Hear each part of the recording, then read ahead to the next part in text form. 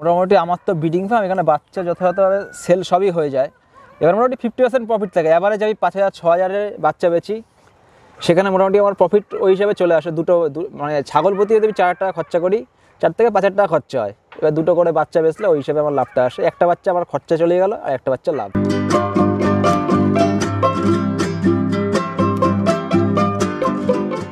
মূলত আমার ফোকাসটা হচ্ছে ব্ল্যাক বেঙ্গল ছিল, এখন মূলত আমি ফোকাসটা এটা করা আছে আমার ক্রসবিটটা নিয়ে মেন ফোকাস। আমার ক্রসবিটের খাসি মেন হচ্ছে বাচ্চা, এটা ব্রিডিং ফার্ম, আমার বাচ্চাটাই মেন উৎপাদন করি এবং সেগুলি আমি সেল করি।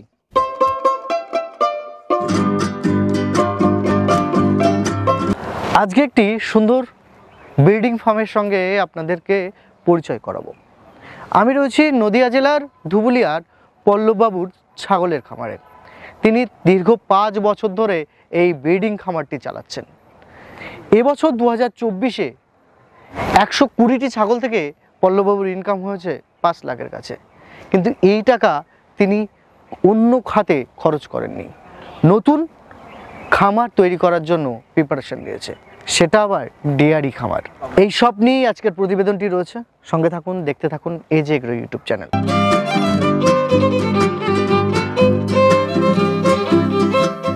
আমার সঙ্গে রয়েছেন পল্লবদা একজন ছাগল খামারি। আজকে পল্লবদার কাছে এসেছি শীতকালীন কি কি সমস্যা চলছে ছাগল খামারে সেটাই জানতে, এবং কি প্রফিটে দাঁড়িয়ে রয়েছে পল্লবদার খামার সেটাই জানাবো। একটু দাদা পরিচয় দেন। নমস্কার, আমি হচ্ছি পল্লব তপাদার, নদিয়া জেলার ধুবুলিয়ার নিবাসী। আমি দীর্ঘ 5 বছর ধরে ছাগল পালনের সঙ্গে যুক্ত। কি কি জাত নিয়ে কাজ করছেন? মূলত আমার ফোকাসটা হচ্ছে ব্ল্যাক বেঙ্গল ছিল, এখন মূলত আমি ফোকাসটা এটা করা আছে আমার ক্রসবিটটা নিয়ে মেন ফোকাস। আমার ক্রসবিটের খাসি মেন হচ্ছে বাচ্চা, এটা ব্রিডিং ফার্ম, আমার বাচ্চাটাই মেন উৎপাদন করি এবং সেগুলি আমি সেল করি। বর্তমানে কি রেট সেল করছেন? বর্তমানে আমরা 450 টাকা ছোট বাচ্চা খাসি, 450 টাকা লাইভ ওয়েটে বেচি। মানে 400 450 মার্কেট যেটা চলে ওই মার্কেটে, প্লাস ভ্যাকসিনেশন কমপ্লিট করে প্রপার। একটু চলেন না আপনার ফার্মের দিকে। ফার্মে কতগুলো ছাগল রয়েছে? এখানে ফার্মে আপাতত ছোট বড় মিলিয়ে 120টা কাছাকাছি ছাগল রয়েছে। 120টা? শুধু ক্রস রয়েছে। সামান্য পর্যায়ে কিছু ব্ল্যাক বেঙ্গল ছিল, প্রথমে ছিল হয়তো, সেগুলো আছে। আর খুব সামান্য কিছু পর্যায়ে উন্নত প্রজাতির রয়েছে। এই ঘরটা টোটালটা কত ক্যাপাসিটির ঘর রয়েছে? এখানে মোটামুটি 150 ছাগল ধরে যাবে। 150? বিডার কতগুলো আছে? বিডার আপাতত রানিং, মানে ইউজ করা যেগুলো ব্যবহার হচ্ছে 3টে বিডার রয়েছে। 3টে? মা ছাগল কতগুলো আছে? মা রেডি মা আপাতত 50+ আছে। 50+? শুধু ব্ল্যাক বেঙ্গল এগুলো? না, ক্রস সব মিলিয়ে মানে ক্রসও কিছু আছে, ব্ল্যাক বেঙ্গলও কিছু আছে, এবং যেগুলো ব্রিডার রয়েছে, ব্রিডারগুলো কি জাতের রয়েছে? একটা শিরোই, একটা বিটেল আর একটা পিওর ব্ল্যাক বেঙ্গল আছে। পিওর ব্ল্যাক বেঙ্গল মানে যখন যেটা প্রয়োজন তখন সেটা ব্যবহার করে। মোটামুটি এখন যে শীতকাল, কোনো কি সমস্যা হচ্ছে ফার্মে? শীতকালে বলতে প্রধানত সমস্যা, এবার ঘাসের সমস্যা একটু রয়েছে। শীতকালে ঘাস প্রোডাকশন একটু কম হয়। আর 2 নম্বর কথা, ছাগলে একটু ঠান্ডার ক্ষেত্রে ছাগল মানে খুব যদি ঠান্ডা পড়ে, এটা যেহেতু মাঠ রয়েছে তো এটা মাঠের মধ্যে আমাদের করা, কেন ঠান্ডা লোকালের থেকে একটু বেশি। তো ঠান্ডা খুব বেশি পড়লে কি হয়, ছাগল মানে রাতে খুব ভালো ঘুমায় না, দাঁড়িয়ে থাকে। আর দাঁড়িয়ে থাকলে মেন যেটা সমস্যা হয়, সকালবেলা ভালো খায় না। আর শীতকালে যেহেতু শুষ্ক ওয়েদার, জলটা শুষে নেয়, জলটা কম থাকে শরীরে, যেহেতু ছাগল একটু উস্কো থাকবে। মোটামুটি এই যে ছাগলগুলো রয়েছে, ছাগলগুলোর বডি ওয়েট ম্যাক্সিমাম কত রয়েছে? এভারেজ এখানে 30। ব্ল্যাক বেঙ্গল একটু কম হয়, এমনি আমাদের নর্মাল ক্রসগুলো 30+। বাচ্চাগুলো যখন প্রসব হয় তখন কিরকম ওয়েট থাকে? এগুলো এবার জেনারেশন আমার ভাগ করা থাকে, মোটামুটি এভারেজ 3 থেকে 3.5 কিলো ধরে চলি, মানে ওরকম হয়। যদি একটু ক্রস ভালো হয় তাহলে ভালো, প্লাস 3 কিলো 3.5 কিলো 4 কিলো নিয়ে নেয়, 5 কিলো এমনকি চলে যায়। মোটামুটি সেটা 3 মাস পোষার পরে কতটা ওয়েট হয়? এবারে সেগুলো যদি প্রপার দুধ পায়, মাসে মোটামুটি 3 কিলো করে নিয়ে নেয়। মাসে 3 কেজি মানে 10 কেজি 12 কেজি 15 কেজি এরকম নিয়ে নেয়। যেটা যেমন যত ভালো দুধ পায়, যত ভালো গ্রোথ থাকে। এবার কিছু মা হয় খুব এক্সট্রিম কোয়ালিটি বড়, সেগুলো দুধও ভালো হয়, সেগুলো বাচ্চা প্রথম থেকে বেশি ওয়েট, যেগুলো সেগুলো ওয়েটটা বাড়তে থাকে। সবই যে 3 কিলো তার বেশিও নেয়। শীতকালের সমস্যাগুলো কি রয়েছে ছাগলের? শীতকালের সমস্যা বলতে প্রধানত সমস্যা ঠান্ডা, যেহেতু খুব ঠান্ডা। বড়দের যদি শরীর স্বাস্থ্য ভালো থাকে আর ঠিকমতো একটু যদি যত্নআত্তি করা যায়, ঠান্ডা খুব একটা লাগে না। বাচ্চাদের কি, দুধের বাচ্চাদের একটু ঠান্ডা লাগার প্রবণতা রয়েছে। এবার যত টেক আপ করা যায়, বাল্ব লাগিয়ে পুরোপুরি কভারেজ করে ঠান্ডাটা প্রোডাকশন যতদূর করা যায়। বাচ্চাদের কিভাবে শীতে সুরক্ষা দিচ্ছেন? বাচ্চাদের জন্য বাল্ব জ্বালানো সব থেকে বেটার। আর তুমি আদার্স কোনো আজ বা আগুন জ্বালিয়ে কোনো তাপ দেন? বাল্ব জ্বললে মোটামুটি হয়ে যায়, তাদের পোয়ালটা পেতে দিতে হবে, রোদে ফোদে রাখলে তারা কি ভালো শুতে পারে। মানে রাত্রিরে যদি সঠিক ঘুম হয় ছাগলের, তাহলে সকালবেলায় অ্যাক্টিভিটিটা তাদের ঠিকঠাক হয়, এবং যদি ঠান্ডা না লাগে, ঠান্ডা কম লাগে, তাহলে সকালবেলায় খাবারটাও খায়, এবং শীতকালে যেমন ন্যাচারাল গ্রোথ সেরকমই হয়। আর আমি যেটা করি, কিছু হোমিওপ্যাথি মেডিসিন রয়েছে সামথিং খুব কম খরচা, যেগুলো আমি মানে দিয়ে শীতটা কাভার করে ফেলি। জাস্ট এটা কোনো সাইড এফেক্ট নেই, শীতকালে শুধু কাভার করার জন্য। এখন খাসি কতগুলো রেডি রয়েছে? খাসি বলতে আমাদের এবারে উপরওয়ালা আশীর্বাদে মোটামুটি বাচ্চা সব বিক্রি হয়ে যায়, বাচ্চা পড়ে থাকে না, খুব সামান্য পরিমাণে পড়ে থাকে। খাসি প্রোডাকশনে লাভ বেশি না বাচ্চা উৎপাদনে বেশি লাভ? বাচ্চা উৎপাদনে লাভ বেশি। খাসি তো অনেক দিন রাখতে হয়, আর বাচ্চা কন্টিনিউ, ভালো বাচ্চা হলে কন্টিনিউ বেরোতে থাকে, কন্টিনিউ খরচাটা কম হয়। মানে ফার্মের ক্ষেত্রে কোনটাই লাভ? খাসি ব্রিডিং ফার্মে বাচ্চাতেই মেন লাভ।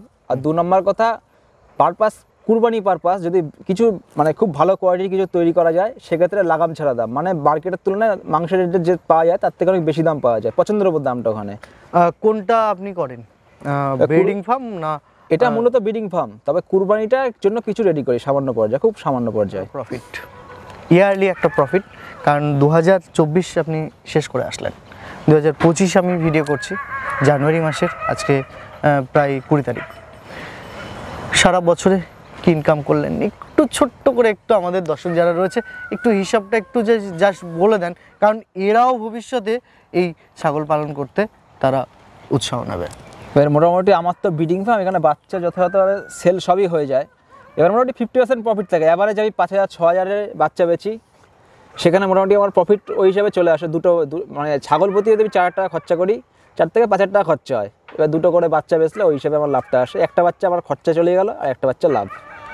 মোটামুটি 50টা যে আপনার মা ছাগল রয়েছে, সেক্ষেত্রে ছাগলের বাচ্চা বিক্রি করে বছরে আপনি 5 লাখ টাকা ইনকাম করছেন। 4-5 লাখ টাকা হয়ে যায়। এবার আমাদের যা লাভ হয় মোটামুটি, আমি তো আমাদের যা লাভ হয় এখন অবধি আমাদের ফার্মে সব বিনিয়োগ করা হচ্ছে, প্লাস আমার সঙ্গে একই সঙ্গে আমি চেষ্টা করে যাচ্ছি মাল্টিপল সোর্স, আরও মাল্টিপল রিসোর্স যাতে ইনকামের যাতে অন্যান্য পথে আমাদের ইনকাম হয় সেদিকে আমি ট্রাই করে যাচ্ছি।